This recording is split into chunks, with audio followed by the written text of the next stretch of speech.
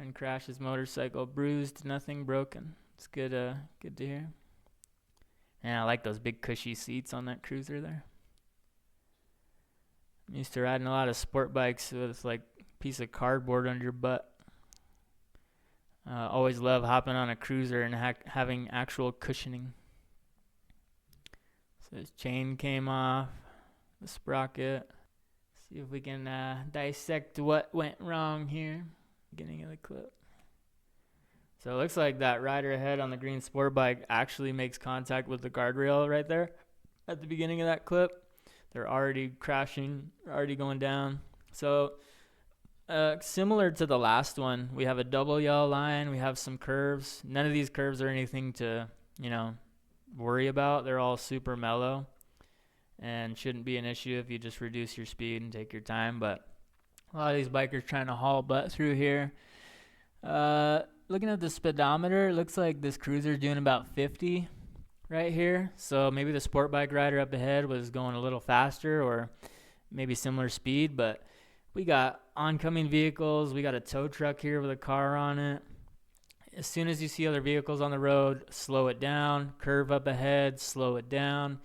Guardrails. We even got the little signs with the I forget what those are called, the chevrons, letting you know, like, hey, left turn, slow down, prepare for a turn. We got these huge poles right here for the power lines going.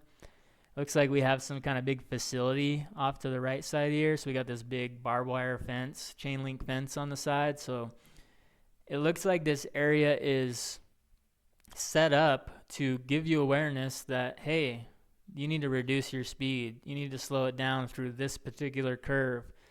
That's one of the primary reasons they put guardrail around certain curves, is because they anticipate drivers will go right off the road here and crash through that fence and wipe out, maybe hit this big pole for the power line. So setting up this guardrail to act as a buffer there and kind of a safety net to catch you in a way. So that's one indicator to have right away, is like, if there's all this stuff in this curve, slow down, prepare for that.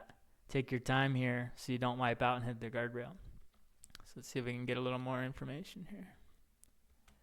So you can already see whatever speed that sport bike rider was doing. As soon as he hits that guardrail, his bike dumps. He's already kind of somersaulting across the ground. Boom, boom, boom. You can see the bike kind of bouncing along. Now this cruiser does a pretty good job here. He sees the crash up ahead, which is never a fun thing when you're riding with your buddy. You hate to see anybody go down.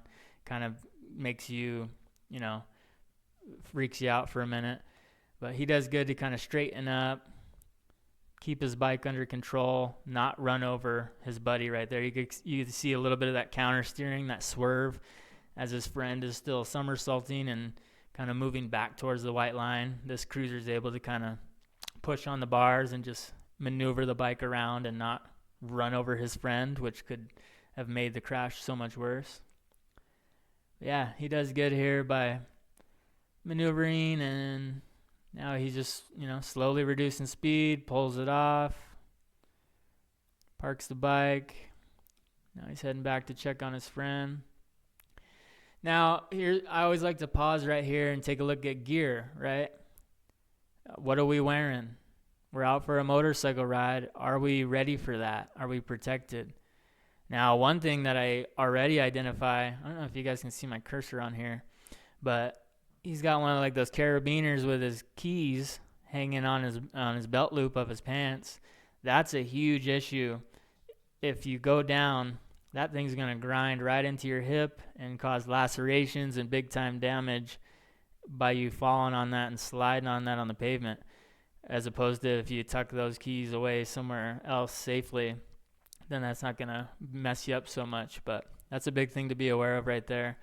I used to skateboard a ton, and sometimes I'd have a carabiner just like that hanging with my keys or something, and just falling on a skateboard doing 5 miles an hour and sliding across the concrete, that tore me up. So big thing to be aware of. Hard to tell here. Maybe some riding pants, maybe some armor in the knees there. Looks a little bulky. Hard to tell what the material is. Could even be some leather, but maybe just a pair of black jeans or kind of windbreaker pants. Hard to tell with the shoes, if they're just tennis shoes or some boots. And then up here, it looks like just some kind of sweatshirt or windbreaker. Very thin material, doesn't look like much protection on that. See if we can get a little more information. Yeah, so kind of just some cargo pants, I'd say. It looks like even maybe some motorcycle-ish boots or dress shoes, but kind of just plain thin cargo pants, some kind of windbreaker sweatshirt here. Yeah, and this tearing up your left hip. And then the gloves don't look that great either, kind of just some real thin gardening gloves or something like that. So we could definitely do a lot better with gear here, get fully geared up, especially if we're going to be racing around on this high performance sport bike here. But he's up on his feet. That's always good to see. Looks like he's rubbing at that left hip with his hand, maybe already feeling some of the damage he took there. Usually if people are holding a certain body part or touching it, then that's a sign that they're already experienced injury in that location. Yeah, and then at this point, the tow truck was just right around the corner back there, so maybe you try to flag him down and say, hey, can you toss my bike on as well?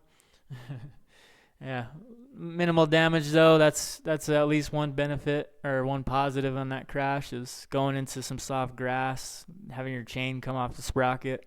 Could have been worse, but yeah. Slow it down, awareness, be prepared for what's ahead.